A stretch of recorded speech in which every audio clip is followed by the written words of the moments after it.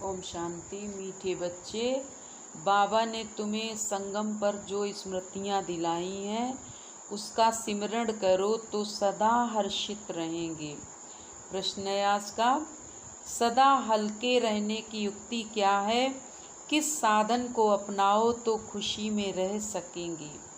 उत्तर है सदा हल्के रहने के लिए इस जन्म में जो पाप हुए हैं वह सब अविनाशी सर्जन के आगे रखो। बाकी जन्म जन्मांतर के पाप जो सिर पर हैं उसके लिए याद की यात्रा में रहो। याद से ही पाप कटेंगे, फिर खुशी रहेगी। बाप की याद से आत्मा सतो प्रधान बन जाएगी। आज धारणा का सार है। फर्स्ट पॉइंट, ड्रामा के आदि मद्दंत को अच्छी तरह समझ स्मृति में रख, दूसरों को भी स्मृति दिलानी है। ज्ञान अंजन देकर अज्ञान अंधेरे को दूर करना है। सेकेंड पॉइंट है ब्रह्मा बाप समान कुर्बान जाने में पूरा फॉलो करना है। शरीर सहित सब खलास हो जाना है, इसलिए इससे पहले ही जीते जी मरना है ताकि अंत समय में कुछ भी याद न आए। वरदान है विशेषता के संस्कारों को नेचुरल नेचर बनाए, साधारणता को समाप्त करने वाले मर्जीवा भव। जो नेचर होती है वह स्वतः अपना काम करती है, सोचना बनाना या करना नहीं पड़ता है, लेकिन स्वतः हो जाता है। ऐसे मर्जीवा जन्मधारी ब्राह्मणों की नेचर ही है विशेष आत्मा की विशेषता की।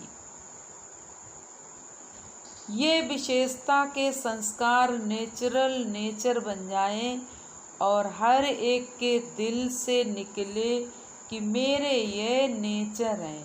साधारणता पास्ट की नेचर है, अभी की नहीं, क्योंकि नया जन्म ले लिया तो नए जन्म की नेचर विशेषता है, साधारणता नहीं।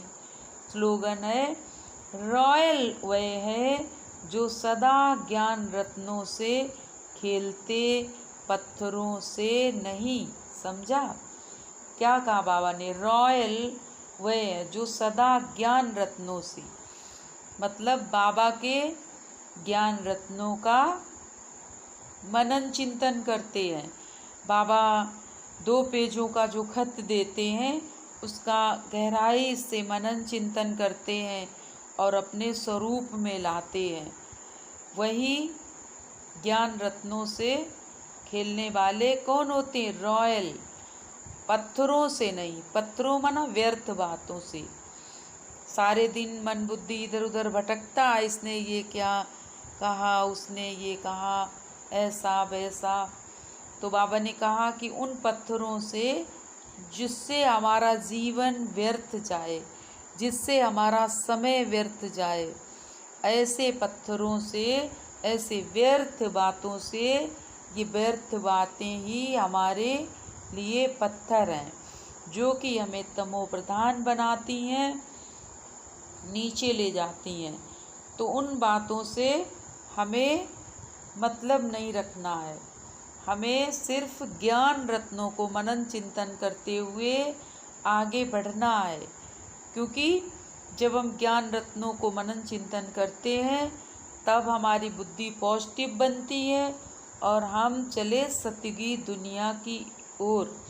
क्योंकि अभी तो हमें दिखाई पड़ रहा है कि समय बहुत कम है, और ऐसे कम समय में जब हम परमात्मा पिता को याद करेंगे, 1 सेकेंड भी व्यर्थ नहीं गमाएंगे और परमात्मा पिता के दिए हुए ज्ञान रत्नों को मनन चिंतन करते हुए हम अपने को आगे बढ़ाएंगे। तभी हम उस दुनिया के अधिकारी बनेंगे। इसलिए बाबा के ज्ञान रत्नों पर विशेष ध्यान रखकर बताया कि मुझे को याद करेंगे तो पाप कट जाएंगे। एक दो को फिर सावधान भी करो। घूमने फिरने जाते हो ना, तो क्या करो, सारा झुंड शांति में जाए। जैसे पादरी लोग भी बहुत साइलेंस में जाते हैं, क्राइस्ट की याद में, किसी की तरफ देखते भी नहीं है। तुम तो यहाँ बहुत याद में रह सकते हो। मधुबन में बहुत अच्छा वायुमंडल है, क्योंकि बाहर का वायुमंडल कैसा है बाबा ने बताया, छी छी, देखते भी है ना, छी छी, कितना गंदा वायुमंडल है बाहर का। सन्यासी इसीलिए आश्रम दूर दूर बनाते हैं। तुम्हारा तो है ही बेहद का सन्यास। पुरानी दुनिया अब गई की गई, ये कब्रिस्तान है, फिर परिस्तान होना है। वहाँ हीरे जवाहरों के महल होंगे। क्या कहा बाबा ने कि वहाँ मना सत्य की दुनिया में हीरे जवाहरों के महल होंगे। ये लक्ष्मी नारायण परिस्तान के मालिक थे।